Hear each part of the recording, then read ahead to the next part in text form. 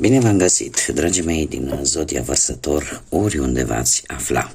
Bine ați venit tuturor pe canalul meu, Tarot Flor de Loto. Numele meu este Nina, pentru cei care nu mă cunosc, și ca de obicei mă bucur să vă am alături la fiecare lectură. Atât pe dragii mei abonați, cum de asemenea și pe cei care poate sunteți pentru prima oară aici pe canal. Azi vei face o lectură generală pentru luna februarie. Așa că, dragii mei, toți cei care aveți Soare, Lună, Venus sau ascendentul în Zodia Vărsător, atunci această lectură este de asemenea și pentru voi. Desigur, trebuie să rețineți un aspect important, și anume că voi sunteți stăpânii propriei voastre vieți. Așa că vă rog din suflet să luați decât acele mesaje care rezonează cu voi, iar restul lăsați-le să zboare în univers, pentru că sigur sunt pentru alte energii, alte persoane care într-o mai mică sau mai mare măsură au legătură cu Zodia Vărsător. Și așa cum v-am obișnuit, îmi cer scuze, am făcut foarte multe lecturi, mi-am forțat un pic vocea și... Așa cum v-am obișnuit, cei care deja mă urmăriți de ceva vreme, știți că vom scoate câte o carte pentru fiecare săptămână a lunii februarie. În felul ăsta să avem așa o imagine generală asupra întregii luni februarie.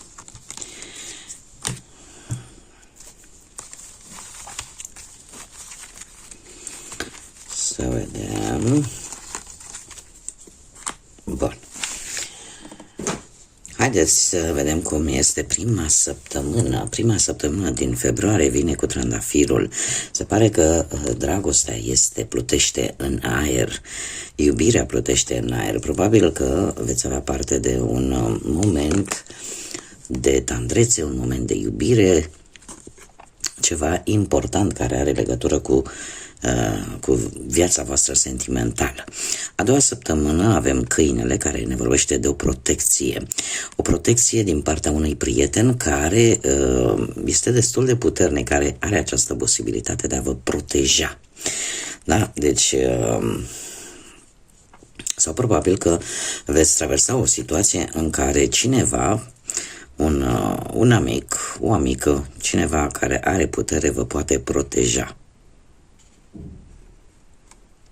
sau vă oferă sprijinul într-o anumită situație. A treia săptămână vine cu dragonul, care vine cu atenționare de a nu avea așteptări. Unii dintre voi e posibil să vă faceți tot felul de gânduri sau să aveți tot felul de așteptări din partea unor persoane sau din partea unor situații. Totuși, această carte vine ca un avertisment. De ce? În momentul în care avem așteptări, iar acele așteptări nu se împlinesc, logic că tindem să devenim cât mai dezamăgiți posibil, și tocmai pentru a nu ajunge în această situație de dezamăgire profundă, cumva sunteți avertizați să fiți atenți, da? Și să nu vă faceți mari așteptări vis-a-vis de poate un anumit proiect, o situație sau chiar și o relație. Săptămâna a patra din luna lui februarie vine cu coșul, care ne vorbește de o recunoaștere și de o recompensă pentru meritele voastre.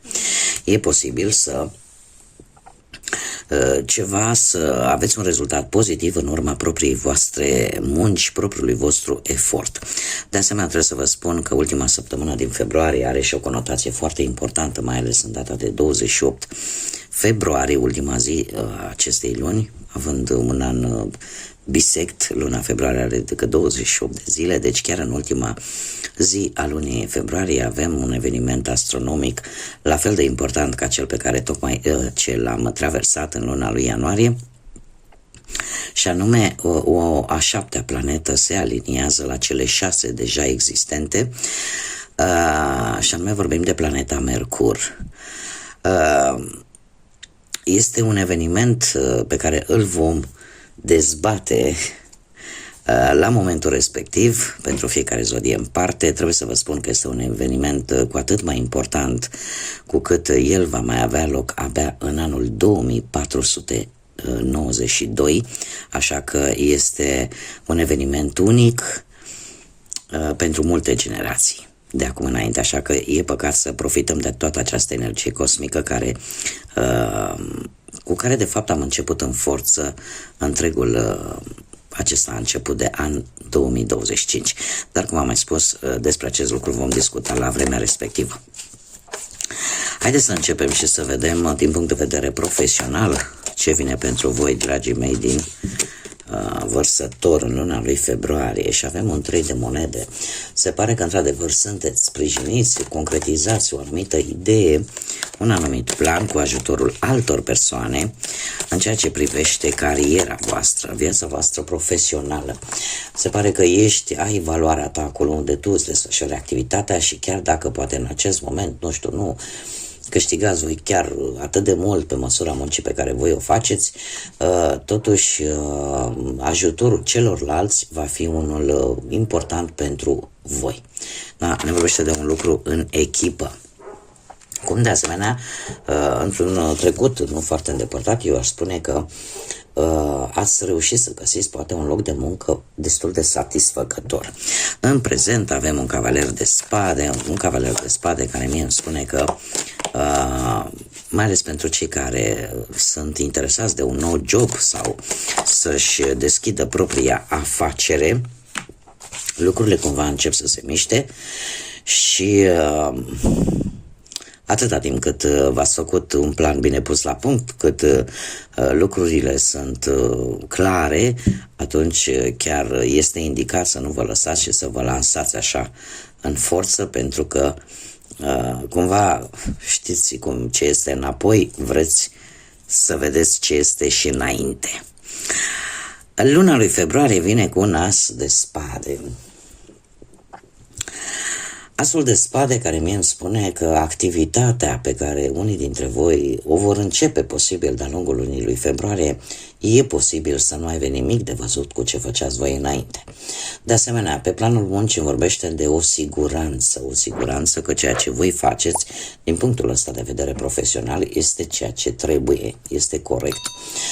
Posibil unii dintre voi să abordați poate un nou stil de viață sau un nou proiect de viață din punctul ăsta de vedere al carierei.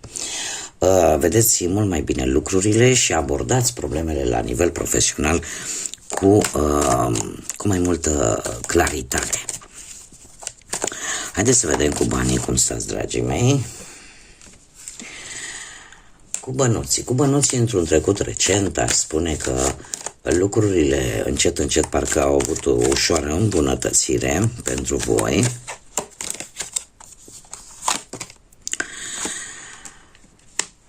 Și încet lăsați în urmă, chiar în prezent, lăsați în urmă anumite situații care nu vă mai servesc din punctul ăsta de vedere financiar. 8-ul de cupe îmi spune că sunteți dispuși să vă asumați un anumit risc într-o anumită problemă, într-o anumită situație financiară, fără să mai implicați și alte persoane. Adică dacă e să vă asumați un risc financiar, va fi strict pe bănuții voștri și pe asumarea voastră. 2-ul de bâte îmi spune că februarie vine cu un echilibru între bănuții care intră și cei care se cheltuie. Este un moment prielnic pentru mulți dintre voi de a cere poate o mică mărire de salariu sau pur și simplu e posibil să apară o situație familiară care să vă pună un pic pe gânduri din punctul ăsta de vedere financiar. De ce? Pentru că sunt probabil și alte persoane involucrate și cumva va trebui să luați o decizie care ține de bani. Nu va fi ușor să vă decideți, dar totuși veți fi nevoiți să ieșiți un pic din zona voastră de confort, tocmai pentru că a lua această decizie, da? Poate să renunțați, ca să zic așa, la anumite lucruri cu care erați obișnuiți, tocmai pentru a rezolva probabil o problemă la nivel de familie, dar care este legată de bani. Haideți să vedem pentru cei care sunteți într-o pereche ce vine pe plan sentimental, da? Cei care sunteți într-un cuplu. Dragii mei, Într-un trecut relativ recent, se pare că ați avut ceva discuții, ceva neînțelegeri, probabil decepții sau cumva ați avut parte poate de o separare pentru o perioadă de timp sau poate chiar v-ați gândit chiar și la un divorț. Dar în prezent avem un cavaler de cupe și trebuie să vă spun că acest cavaler de cupe îmi spune că totuși conexiunea dintre voi este una destul de solidă și care are șanse de viitor. Doar că cu voi se întâmplă ceva, voi nu mai aveți așa de multă încredere sau parcă vi se pare că ceea ce vi se spune astăzi parcă nu mai puteți crede. În general, cavalerul de cupe este supranumit și mesagerul dragostei, da? Adică există, poate persoana de lângă voi, nu știu, să aibă legătură cu zodiile de apă, rac, pești sau scorpion și care cumva încearcă să ia o decizie. De ce? Pentru că sentimente are vis-a-vis de voi și dacă v-a rănit, dacă v-a greșit cu ceva, cumva încearcă într-un fel sau altul să-și ceară iertare, încearcă să vă recâștige. Totuși, luna lui februarie vine cu luna și de asemenea mi se repetă zodia pești de data aceasta. Luna care pe partea asta sentimental îmi spune că schimbări foarte bruște vor apărea în relația voastră, deveniri și plecări. De acum e bine, acum nu e bine. Ceva aici este neclar, ceva aici ori vi se ascunde, ori sunt lucruri pe care nu s-au spus, nu s-au discutat și cumva aduce totuși și luna lui februarie vine cu o relație destul de tumultoasă, destul de cu un iz așa de necunoscut și de instabilitate, mai degrabă aș zice. Cei care sunteți singuri, poate în urma văduviei, din păcate, singuri, poate în urma unui divorț sau unei despărțiri sau poate pur și simplu nu ați reușit să vă găsiți pe cineva până în acest moment. Dragilor, voi într-un trecut recent ați trecut printr-o transformare puternică, aș spune. Lucrurile s-au schimbat foarte brusc în viața voastră sentimentală. De asemenea, se repetă zodia Scorpion. Da, pentru cine rezonează cu acest lucru, trebuie să vă spun că e posibil ca poate la un loc unde voi vă desfășurați activitatea să apară un personaj total nou care să fie adus această schimbare importantă în viața voastră. În prezent avem magicianul care îmi spune că cumva vrei să ieși mai mult, vrei să iei contact mai mult cu lumea, cu societatea, cu oameni noi sau pur și simplu te interesează această persoană și poate chiar îți folosești așa abilitățile tale verbale, de convingere, de comunicare și de fapt îți folosești cam toate abilitățile de care dispui pentru a îți face curaj poate și de a ieși undeva la o întâlnire în oraș. Luna lui februarie vine cu un 7 de monede în care ți se sugerează să ai răbdare, da? Să nu grăbești lucrurile, pentru că rezultatele vor veni, dar nu vor veni atât de repede poate pe cât vă doriți voi. 7 de monede, aici dacă nu vorbim de un loc de muncă, pentru că mi s-a întâmplat să am doamne care sunt trecute așa de-a doua tinerețe și tot sugerează, dom'le, e valabil și pentru noi, logic, pentru că dânsele, sigur, nu mai au un loc de muncă, dar nu este neapărat, puteți să adaptați, important este esența informației și anume faptul că unii dintre voi e posibil să fi cunoscut pe cineva, nu știu, poate într-un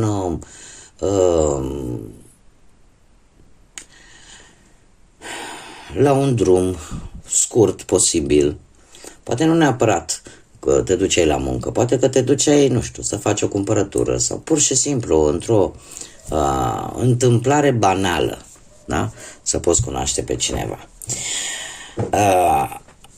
Bun, revenind la luna lui februarie, cum am mai spus, cumva încercați să grăbiți lucrurile, dar ele vin așa cum trebuie să vină în ritmul său. Șaptele de monede este cartea care mie îmi spune că sunt șanse mari ca această persoană să se îndrepte către tine, doar că, cum am mai spus, trebuie să lăsați lucrurile să se desfășoare în ritmul lor. Chiar dacă vouă nu prea vă place să pierdeți timpul și vreți să vedeți rezultate imediat. Haideți să vedem ce perioade sunt importante în luna lui februarie pentru voi, dragilor, din Vărsător. Și avem interesant, avem Alfa și Omega și se pare că te simți liber în alegerea momentului. Cum avem Alfa și Omega, sunteți într-o energie, eu aș zice, atât feminină cât și masculină și cumva există aici, veți găsi un echilibru foarte important de-a lungul lunii februarie.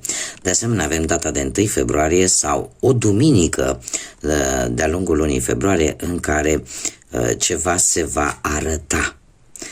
Da, se va arăta, avem soarele care vine cu foarte multă energie, da, și cumva te vei redescoperi pe tine.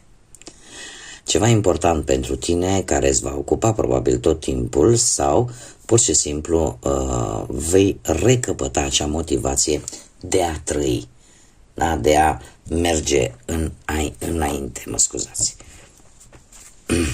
Haideți să vedem ce inițiale de nume, prenume, pseudonim sau porecle de persoane care vor avea ceva importanță pentru voi de-a lungul lunii februarie sau poate cu care voi veți interacționa. Și începem cu prima literă, care este litera N, litera C, litera J, litera P, litera Y,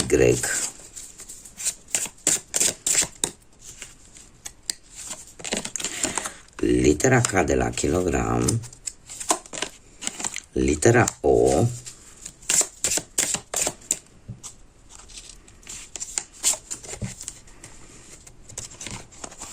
litera R și litera E. E posibil chiar să descoperiți inițialele propriilor voastre nume, ceea ce accentuează faptul că cel puțin un mesaj este important pentru voi din această lectură. Ca și zodii, avem pe zodii de pământ, Taur, Fecioară, Capricorn,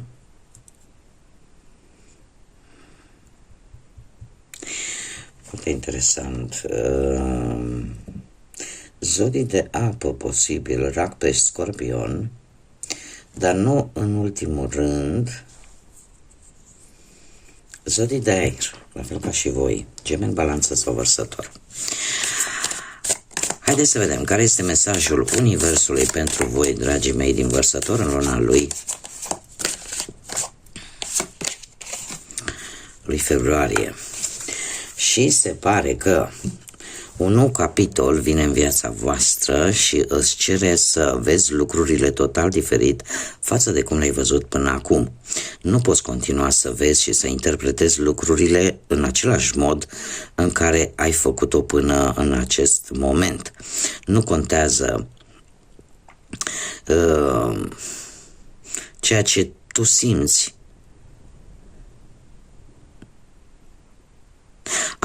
Nu contează ce ai de înfruntat. Nu contează felul în care vezi toate aceste lucruri, dar trebuie să le vezi dintr-o perspectivă mult mai înaltă.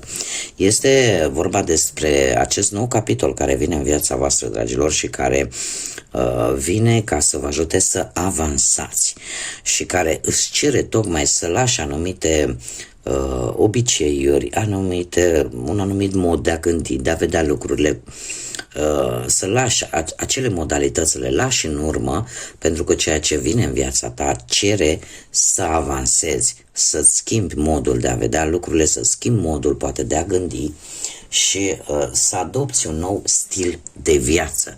Da? Nu rămâne angrenat în obiceiuri, în gânduri, în feluri de a acționa pe care le-ai folosit până acum în trecut. Ce vine acest nou capitol în viața voastră îți cere să avansezi și să vezi lucrurile dintr-o altă perspectivă și complet poate diferit față de cum ai făcut-o până acum. Bun, dragii mei, aceasta a fost lectura pentru voi. Eu vă mulțumesc ca de obicei pentru atenție, mulțumesc tuturor pentru suportul vostru vis-a-vis de acest proiect minunat numit Tarot Flor de Loto, prin like-urile, prin distribuirile și comentariile voastre. Mii de mulțumiri tuturor. De asemenea, invit pe toți cei care încă nu s-au abonat, dacă ați rezonat, dacă v-a plăcut felul meu de a face aceste lecturi, eu vă invit și vă aștept cu mare drag să vă abonați, cum de asemenea, desigur, nu uitați ca de obicei de aceste mici gesturi, dar atât de importante, și acelea de a lăsa un like, un comentariu sau de a distribui în așa fel încât să ajungă la cât mai multe persoane.